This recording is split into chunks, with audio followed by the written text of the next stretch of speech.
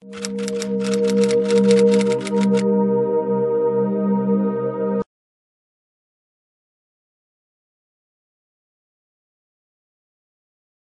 Holocausto tuvo un lugar básico, céntrico, fundacional, yo diría, y es en este sentido que me gustaría reflexionar un poco sobre la construcción de esa memoria del Holocausto.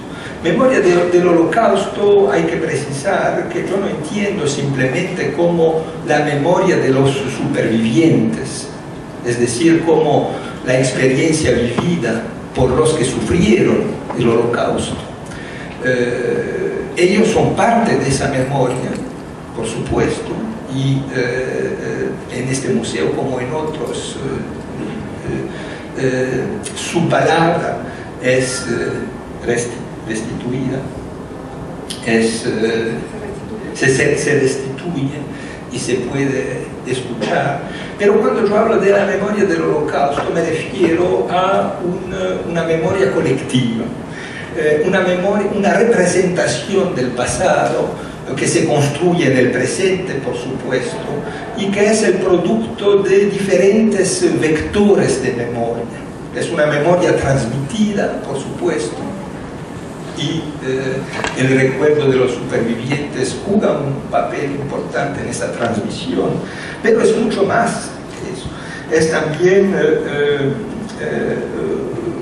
una memoria vinculada a las metamorfosis de las identidades nacionales y de las culturas.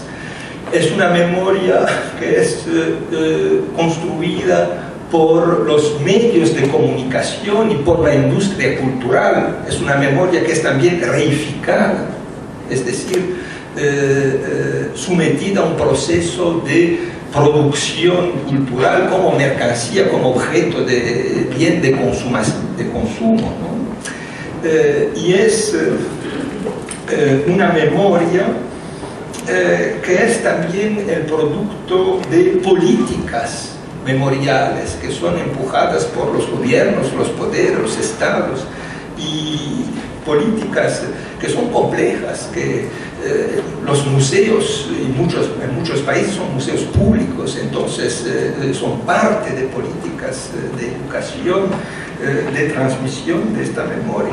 Una memoria colectiva que se construye por políticas de la memoria hecha por conmemoraciones y restauración de lugares de memoria.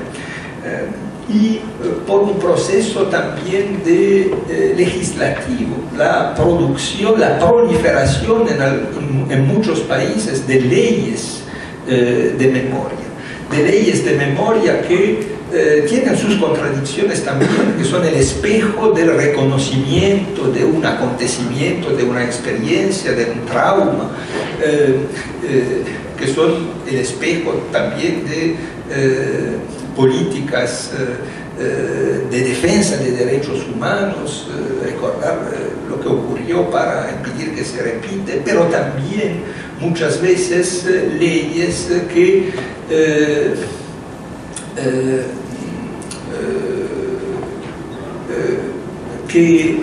establecen como una especie de visión normativa del pasado, porque por su naturaleza la ley es normativa, y entonces que establecen una visión oficial del pasado, lo que es problemático, porque una representación del pasado se construye en permanencia en el presente, y el Holocausto es una quiebre, es una ruptura en la historia, que ocupa un lugar en nuestras representaciones del pasado que se puede comparar a otras rupturas como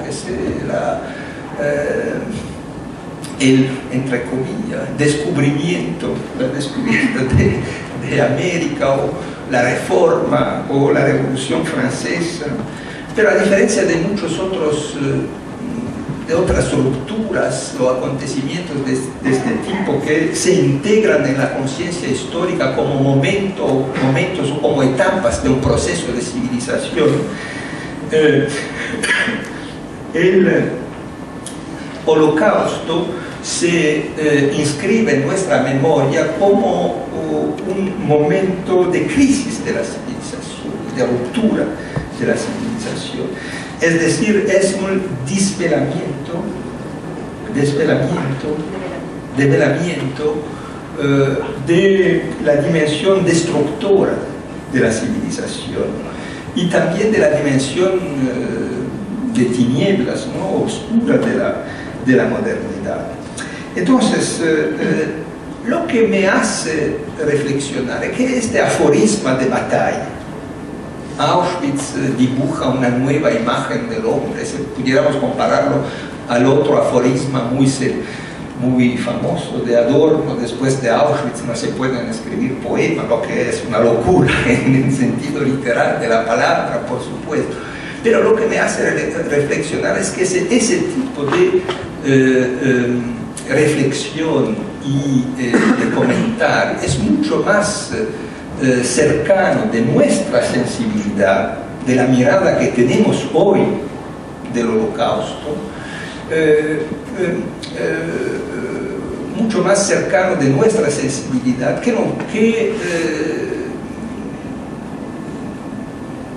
más que de la cultura de la posguerra, la época en la cual ese texto fue escrito. Eso es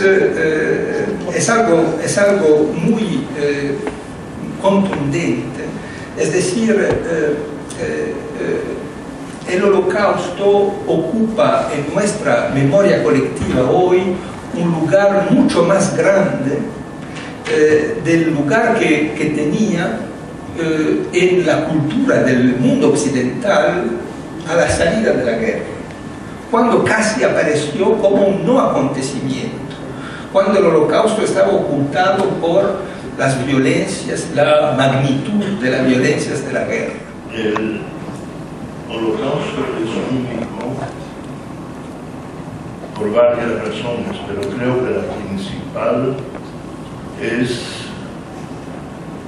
la promulgación de las leyes de Nuremberg en 1935.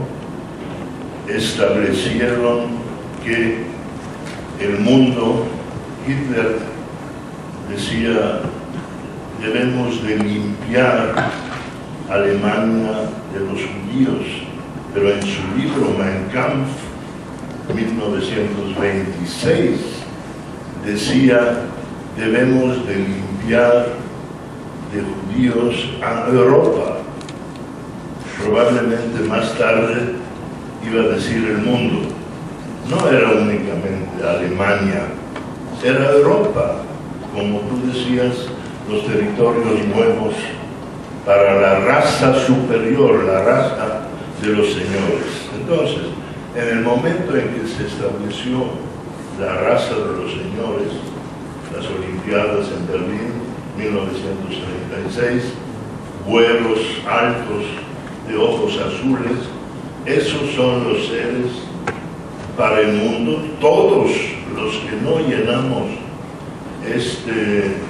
ese tamaño y ese color, ojos azules, somos seres inferiores.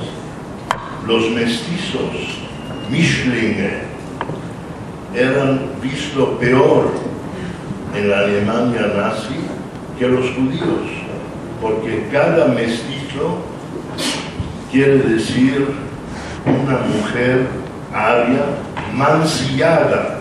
Ese es el crimen. Este museo es único en México. Hay visitantes de todos los estados de la República, hay visitantes de países centroamericanos. Debería de tener, ahora es crítica al director, debería de tener testimonios de sobrevivientes vivos, no nada más en las pantallas de televisión, en las salas. Somos todavía 42 sobrevivientes del Holocausto de México, eso lo saben, recibimos ayuda del museo, pero no nos utilizan.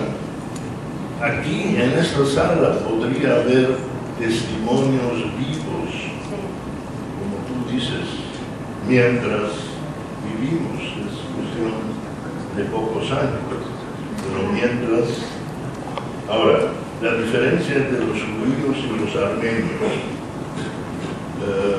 cuando se habla de genocidios hablamos del siglo XX, porque en el siglo XX existe documentación gráfica, existen fotografías donde soldados otomanos matan deliberadamente a hombres, mujeres y niños armenios en 1915. Ahí empiezan los genocidios. La diferencia entre los judíos y los armenios es que los armenios tomaron venganza después de la Segunda Guerra Mundial. Durante 20 años ejecutaron, mataron un buen número de diplomáticos turcos. Los judíos no buscan venganza. Eso es totalmente fuera de la forma de ser del judío. Para mí Berlín es un mausoleo, no nada más el mausoleo, toda la ciudad. Yo creo que los alemanes, las nuevas generaciones, sí son diferentes, son mejor informados sobre el Holocausto que muchos jóvenes europeos de la Unión Europea. Lectura histórica de este fenómeno, que no nada más es el Holocausto. Vayámonos a un límite de tiempo los romanos, ¿verdad? Ahora regresémonos al tiempo.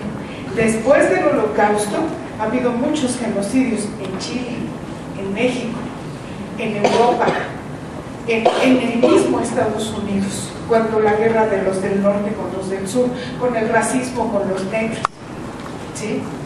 Queremos que entiendan o que comprendan.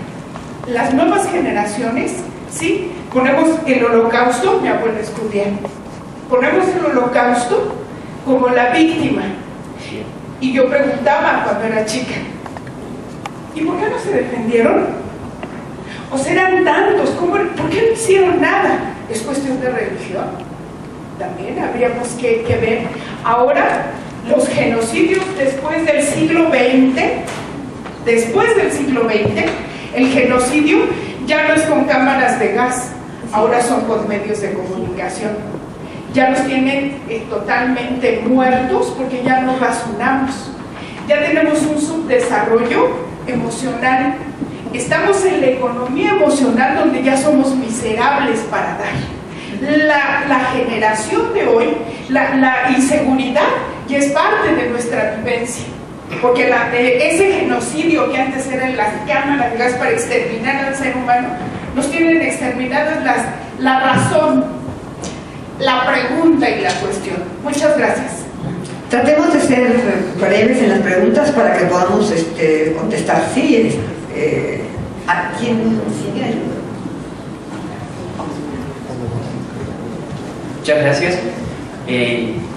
Tuve la oportunidad de conocer a Enzo Traverso en Perú en 2006 en una conferencia internacional y pues me da mucho gusto volver a escucharlo desde aquí. Soy peruano desde luego y pues voy a hablar desde la experiencia de mi país y del Cono Sur. Dos preguntas en verdad van ligados al uso político de la memoria, ¿no? En el Cono Sur creo que ha sido más en la línea de la lucha por la justicia, la memoria de Bell, que ha tenido, a mi parecer, un resultado pues bastante acelerado, positivo. En el caso, por ejemplo, peruano, no es tanto así, ¿no? Porque hay toda una batalla, digamos, de luchas por la memoria, tanto desde las organizaciones de derechos humanos como desde el gobierno, de las élites, intentando construir un lugar de memoria, lo que en un comienzo se hablaba del Museo de la Memoria, desde el año 2006 en que el presidente Alejandro Toledo inició, gracias al apoyo, digamos, de la Cancillería alemana, y pasó desde entonces por 3 gobiernos hasta actualmente y no hay, digamos, un avance concreto, ¿no? Y eso se debe justamente a toda esta batalla política, ¿no?, de lucha por la memoria. Y yo tenía una pregunta, bueno, eso tal vez sea como comentario, es en qué medida el holocausto como una memoria global puede ir opacando otras memorias locales en la medida en que este es considerado como un acontecimiento ya tan idolatrado o muy centralizado, ¿no?, y que está dejándose de lado otras experiencias, ¿no? Me quedo ahí para hacer un Yo hablé al principio de la memoria, de una memoria global como producto, entre otros factores, de la industria cultural, es decir, un proceso de reificación de la memoria, y el Memorial del Holocausto de Berlín no escapa a esa tendencia. Y yo creo, y no lo digo, no es una crítica, es una constatación, el Museo Memoria y Tolerancia probablemente tampoco podrá escapar a esa tendencia, porque esa es un condicionamiento objetivo del mundo de hoy. Y yo vi gente no solamente que hacía picnic en las piedras del Holocausto mal, sino también orinaba ya entonces. Pero eso es de cierta manera inevitable, ¿no? Vivimos en un mundo que es sometido a esas leyes de la reificación universal, ¿no? Todo se transforma en una mercancía, en un objeto de consumo. Y eso es parte de la construcción de nuestro imaginario, se dice así, de nuestro imaginario. Nadie entre nosotros tuvo la experiencia de la Primera Guerra Mundial, pero por lo menos los europeos es muy evidente, y también para los europeos la Revolución Mexicana se identifica a imágenes que son transmitidas por la industria cultural, entre otros. Y eso no se escapa de esa tendencia, y hay que hacer un trabajo de memoria en el marco de esas estructuras que son muy contundentes y muy, muchas veces es una prisión, pero digamos, hay que ser consciente de eso, de este proceso, y trabajar adentro de eso, porque no se puede hacer de otra manera. Y es normal que, bueno, que puede ser ya ahora, Ciudad de México es una ciudad, una meta turística, la gente se va al Museo de Bellas Artes y después se va al Museo Memoria y Tolerancia. Y porque el museo puede ser integrado en los circuitos y el Holocaust mal en Berlín es así, ¿no? Pero, digamos, no es una razón para destruirlo, es una razón para pensarlo críticamente, ¿no? Esa es la primera, ¿cómo decir?, reflexión que hay que hacer. Una de las, porque se habló, este tema volvió otra vez, la jerarquía, ¿cómo decir?, la mística del Holocausto, la unicidad. Si hay una ventaja acá en México, es que acá no se puede pensar el Holocausto de la misma manera en la cual se piensa en Europa. O también se intenta pensar en Estados Unidos, un país en el cual hay una comunidad judía muy grande, y en el país que recibió muchos de los supervivientes de los judíos europeos que pudieron escapar de Europa antes del Holocausto, ¿no? La ventaja es que en esta memoria global que se está construyendo, es más fácil de articular la memoria del Holocausto, por ejemplo, con la memoria del genocidio de los indígenas en América, acá desde México, más que desde Berlín o que desde Nueva York. Y entonces, y esto permite evitar una de las derivaciones, la peores de esta mística del Holocausto, es la jerarquización de los genocidios y de las víctimas, que es éticamente indecente, ¿no? Es decir, hay una jerarquía de los genocidios, los más... Y esto se ve empíricamente en muchas ocasiones cuando hay conmemoraciones, cuando hay festival de cine, literatura, etc. Los que se oponen a que el Holocausto sea mezclado con otros acontecimientos. Eso es el peligro de esta mística o de esa religión civil del Holocausto construida alrededor de una idea de unicidad.